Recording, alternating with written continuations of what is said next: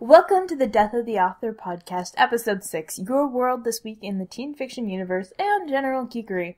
You're here with Alexandra, a fictionado of all things nerdy and obscure, and Chelsey, me, writer of many unfinished things and general story connoisseur. This podcast is for the week of November the 16th to December the 7th. It's almost Christmas. I can't believe it, and it can't come soon enough.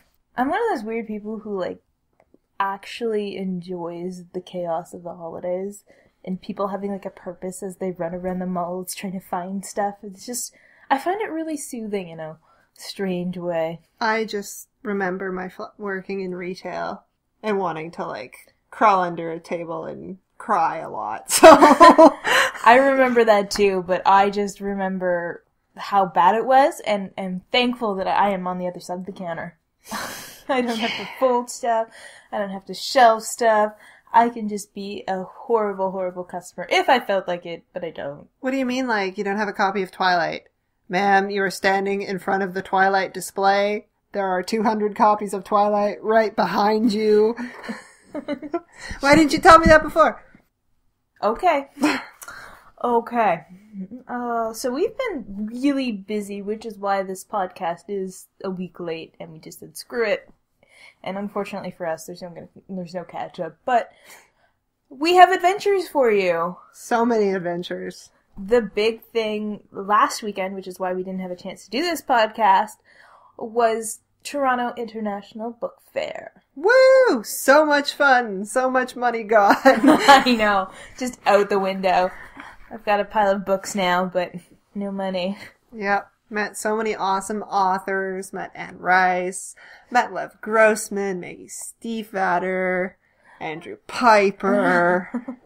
Just so many authors. It was great to listen to them talk what it was like for them to have written those books and what they were thinking. Who was your favorite author that we saw? I don't know. I mean, I really, really liked the Lev Grossman panel. He was just funny and clever and really knew his stuff, and then when you actually got up to meet him after, he was really nice, and I have a problem talking to authors, as everybody knows, and he was trying to talk to me, so I can really appreciate that. He was just so approachable. I think he's probably the most approachable author I've ever had a book signed from. It was just I was like, oh, that's a nice signature, and then we just kind of have this random conversation like you would with anyone else, right? You weren't like, oh my god, it's Lev Grossman, and then just having a heart attack. He was just so nice. And then there was the Maggie Stiefvater panel, which, I don't know how to put it into words, she's very lively. She's got so much energy, just, I swear to god, if you're, looking at her straight on, her profile is, vibrating, just too fast for you to quite see. At one point, she was standing on a chair. It was fun. But the thing about it was that at the same time as the book fair was going on, there was because it was a big convention hall, there was another convention happening in the convention hall basement, which you have a tweet about it. Yeah. This convention was called the Gentleman's Expo, and it was all things men-like, and she was like, oh, well, I guess I should check this out, right? So she tweets, the Gentleman Expo site asks, you're a virile young man full of piss and vinegar, right? No, but I'm printing out my tickets anyway. If that doesn't tell you something about this woman, nothing does. Oh, she was hilarious. She recounted her experiences in the Gentleman's Expo. She told us multiple stories. She told us a bunch of stories about her childhood / adult life where she owned a derby car of some sort. I can't remember the proper name for this type of street derby. Racing. More or less, yeah. And so apparently she was driving around in that for a while. Sounds crazy. Just someone you'd love to have a long, long conversation with. We also met Hannah, who goes by StoryNut on YouTube. We ended up running into her because we kind of scheduled a booktube meetup. We also ran into I Sneeze Stars. Mm-hmm. That was pretty funny. A funny story about that was she was vlogging her entire time down there, and she was like, oh yeah, there was this person with this Captain America backpack, and during her vlog she's just like, oh, not filming this person without their permission because they have a Captain America backpack. That was me. So when we were at the BookTube meetup, it was just like, oh, you're Captain America. And I'm like, yes, I am. So when it was over and I went home and I watched her vlog, I kind of like lost it. It was so funny. just to see us from like, somebody else's perspective, just kind of wandering through this convention. But that backpack though, that backpack was the star of the weekend. I got this Captain America backpack for the Winter Soldier cosplay that I had been putting together over the summer. But it's a really good big backpack. Like, you can stick a lot of stuff in there. So I like to bring it to, like, conventions and trade shows and things because I can carry a lot of stuff. Well, we were at the Maggie Stiefvater panel, and it was ending, and we were getting up so we could go to the signing line. And the moderator of the panel, all of a sudden, is mid-sentence stops. She's, like, explaining something, and she's like, I just got distracted by that person's awesome Captain America backpack. So what do? I turn around and I just, hi! She waves and I lose it. I am just dying because this backpack has been causing shenanigans all weekend. I want to bring it to Bia and see what happens. Yeah, that would be fun. I think it probably will. Really, I should just start carrying my my Winter Soldier mask around with me at all times. So when this happens, I can just like pull it out from like under and like put it on and like glare at people. But yeah. So we will put a link to Hannah's channel in the description. We filmed a vlog with Hannah at the book fair, so you should also check that out. We'll link that too. And there's another adventure that happened because of TBIF. And that was because someone lost her copy of The Darkest Part of the Forest. Okay, so I really, really was excited to read this book. I was so excited, and I was reading it, and I was reading it on the subway. And somewhere Sunday, between going downtown, the convention, and home, I had lost the book. And I was like wrecked because I had 1/3 left. I was so friggin' close. And here I'm like, this is a advanced reader copy. We're not going to get a copy of this until January 15th. My life is over. And so I had finally resigned myself to not having this book. And I get this email just being like, hey, I found this book at a Scotiabank.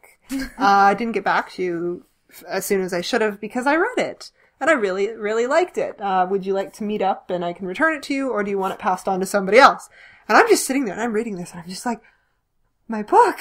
Found it! And so yesterday I went to meet up with the guy. His name is Keith. He is from keithcourage.com. He is a podcaster, interestingly enough, and he is just doing he does a show where every 7 days he tries something different. So this was timed perfectly for him because his next session is reading 7 books in 7 days. So I was like, yeah, and I wanted them to be seven books that I'd never read before, so this was like perfect.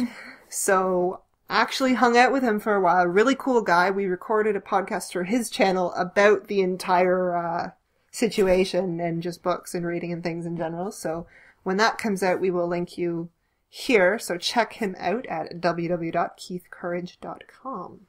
Random Toronto person. Random Toronto person. Awesome. These are my adventures.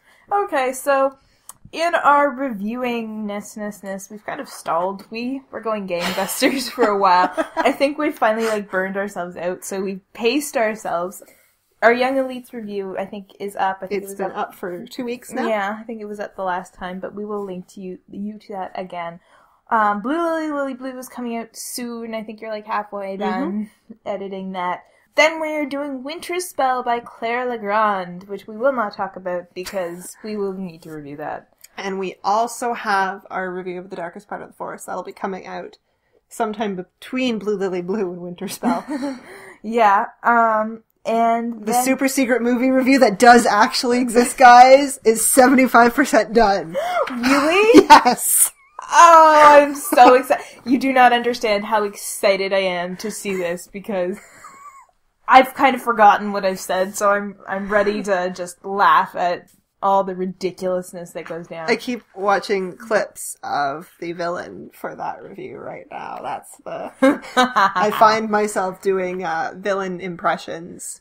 Oh. And I can't really do that here because that would totally give it away. But It's coming. You know, it's just gonna, like, appear on the internet one day. I'm excited. Yeah. Okay, so on to things that we were supposed to talk about. Our publishing announcements. And there hasn't been a lot of published books in the last, 2-3 weeks. So we only really have 3. And they're all sequels, which is the funny part. I mean, there's obviously books that have been published that aren't on my radar, but these are the ones on my radar. So yes, our feature book came out on November the 18th, and that is Stolen by Melissa Dela Cruz, who is also the woman who wrote Witches of East End. Yes. Yeah. And I believe Blue Bloods, the vampire series. Yeah. And the first book to this, I guess it's a series, is Frozen. Alright, so here we go. Let's do some summarizing. Nat and her Draken are the last of their kind, sworn to protect what their enemies seek to control, and she's risked her life for their reunion. But fighting for the majestic blue meant saying goodbye to Wes, breaking both their hearts. Back in New Vegas, citizens are threatened by the resurgence of magic and declare war on all the marked. Wes and his team travel to the extravagant indoor city of El Dorado looking for his sister. But when they are caught on the wrong side of the RSA's strict new laws, Wes is forced to do the unthinkable, surrender and rejoin the military's quest to uncover the magical source, the same land Nat is struggling to protect. Now he and Nat find themselves on opposite sides of the war that could potentially destroy what's left of the world. El Dorado? Hey! It's also New Vegas, so there you go. I read a book by her last spring. I don't know. I don't remember when it came out. It was like The Ring and the Crown, and it's like an alternate history. England, Merlin exists, and it was fun. So this kind of seems like it's in the same kind of vein, so it's possibly worth checking out, yeah. I like the idea that they end up on opposite sides. Yeah. If somebody played that for maximum drama and maximum heartbreak, that would be quite a lot of fun. It's gotta end like a tragedy, though. It can't. Are we talking Hamlet tragedy, or No. Titus Andronicus, somebody gets baked into a pie? Somewhere between Romeo and Juliet and Hamlet, I think. Less death. You know what I mean? So no pies? No pies. Okay. Also coming out on December 2nd is The Black Knight by Christopher Pike and Ravencliff by Carol Goodman. Those are both sequels to books. But anyways, our discussion this week came about because I was listening to somebody else's podcast and like, oh look, Goodreads is doing its, year-end best book, and they're kind of discussing the criteria that they use to produce that, and I'm like, oh, I should check that out. So I go on to Goodreads, and I click the young fiction section, and I nearly have a heart attack because I've never read pretty much any of the books on this, top 5 list, and I'm like, oh my god, what the hell have I been doing with my year? Something is wrong. Why haven't I read all these books? And then I look below the young fiction section, it's young fiction and fantasy, and I click that, and I've read pretty much every book on the list, and I'm like, okay, I will be alright. I have read most of these books. Alright, so we've both gone through the list of, all the different categories for this Goodreads best pick thing, and we've chosen 3 books each that we want to read. Yeah, that we kind of never heard of, and we're like, oh, I guess they're pretty good. We should probably pick those up. There's no limits on what category, so yeah, off you go. Alright, so I started off with, I heard about this one. I just didn't read it. I own it, but I didn't get to reading it. The Bone Clocks by David Mitchell. David Mitchell is the guy who wrote Cloud Atlas, and I absolutely adored Cloud Atlas. And this book is kind of in the similar vein, so I thought, yeah, I'll jump on that. So, the summary. Following a scalding row with her mother, 15-year-old Holly Sky slams the door on her old life. But Holly is no typical teenage runaway. A sensitive child once contacted by voices she knew only as the radio people. Holly is a lightning rod for psychic phenomena. Now, as she wanders deeper into the English countryside, visions and coincidences reorder her reality until they assume the aura of a nightmare brought to life. For Holly, who has caught the attention of a cabal of dangerous mystics and their enemies, but her lost weekend is merely the prelude to a shocking disappearance that leaves her family irrevocably scarred. This unsolved mystery will echo through every decade of Holly's life, affecting all the people Holly loves, even the ones who are not born yet. A Cambridge scholarship boy grooming himself for wealth and influence, a conflicted father who feels alive only when reporting from occupied Iraq, a middle-aged writer mourning his exile from the bestseller list, all have a part to play in this surreal, invisible war on the margins of our world. From the medieval Swiss Alps to the 19th century Australian brush, from a hotel in Shanghai to a Manhattan townhouse in the near future, their stories come together in moments of everyday grace and extraordinary wonder.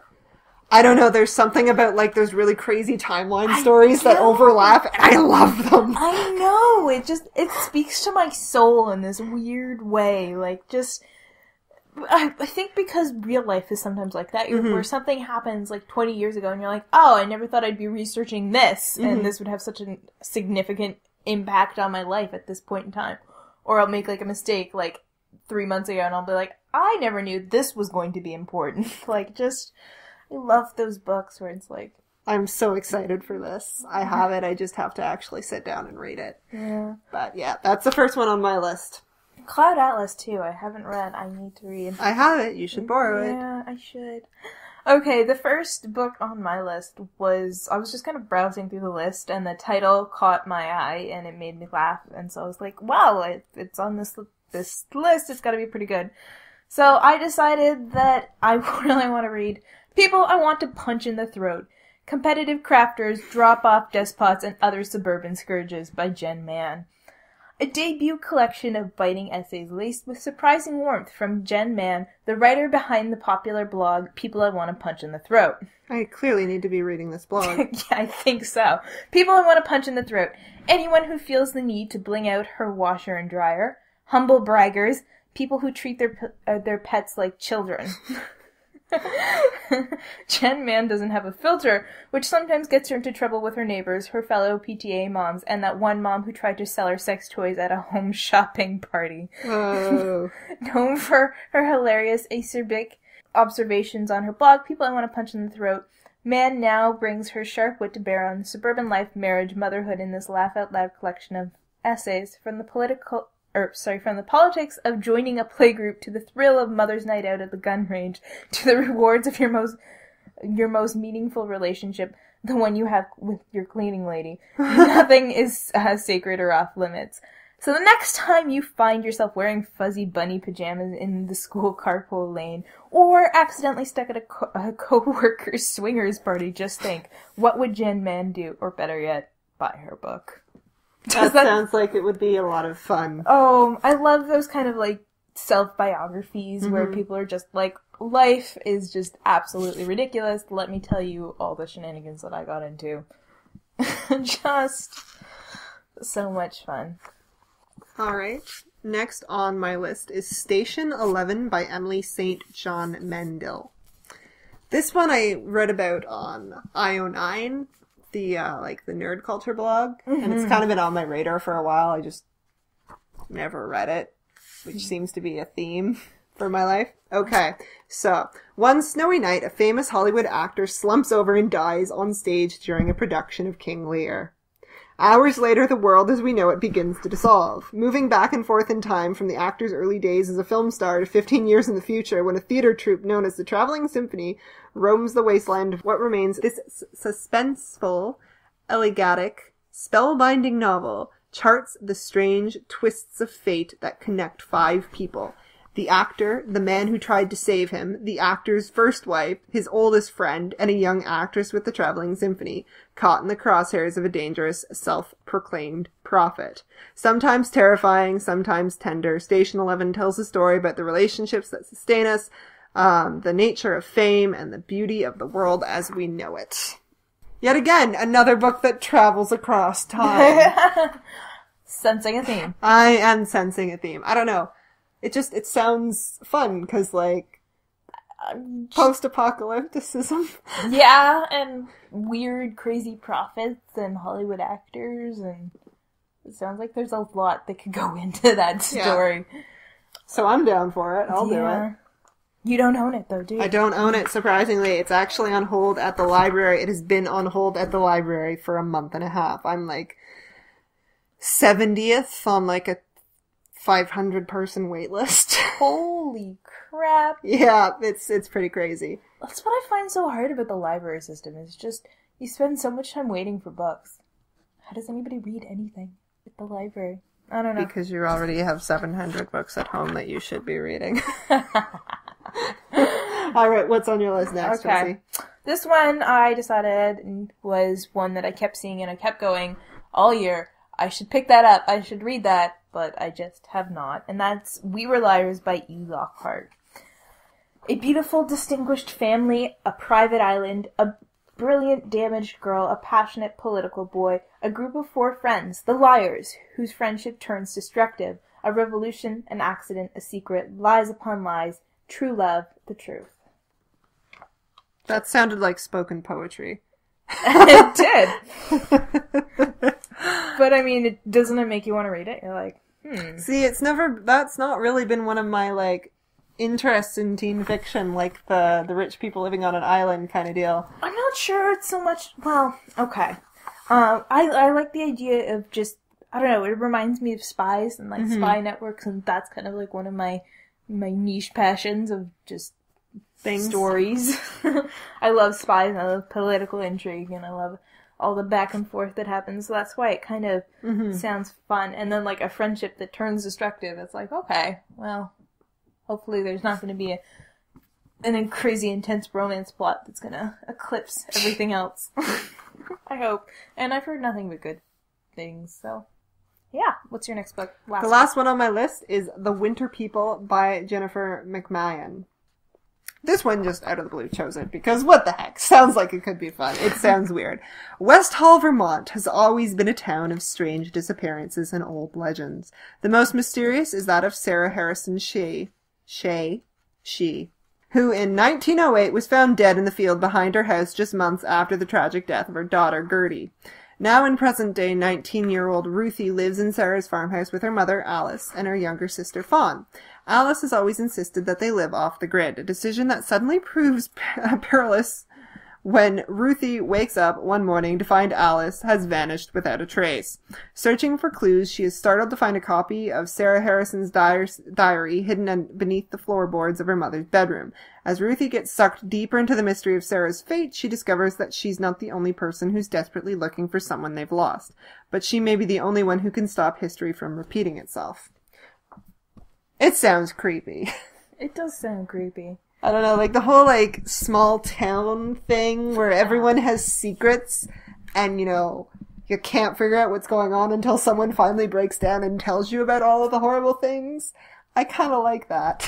It reminds me of American Gods a little bit. You know, like that creepy small town where something is wrong, but you don't know what it is until it just, like, seeps out of the town aura and finds you. Yeah, like I read earlier Fiendish by Brenna Jovanoff, I think it was, who wrote it. And it's kind of same deal, like small town.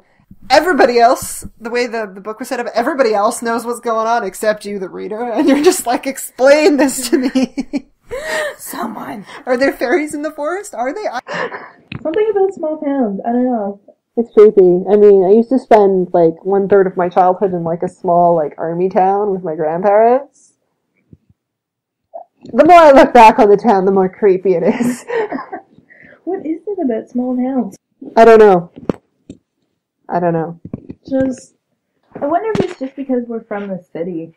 Yeah, but, because I guess cities can be really creepy, too. Like, there is an issue of Sandman, which has probably one of the scariest stories about a city that I've ever read in my life, where this main character kind of, like, accidentally gets off the wrong stop on a subway and gets sucked into this alternate city that's, like, trapped him and he can't get out. And, like, the whole idea that cities are alive and they're slowly waking up and they're going to consume everyone living inside them. Well, then. Well, I mean, I guess if you look at cities in a big way, it's kind of like there are so many people that, like, you could just walk down in, like, a dark alley one day and, disappear. But small towns is like everybody knows everybody and everything. So that one person with those dark secrets and everybody knows about, but doesn't do anything about, their composite to their actions or something like that. One of us. Yeah. So either way, I guess they're both creepy. Okay. My last book is As You Wish, Inconceivable Tales from the Making of Princess Bride. I want to read that. I want to read that so bad. So, from the actor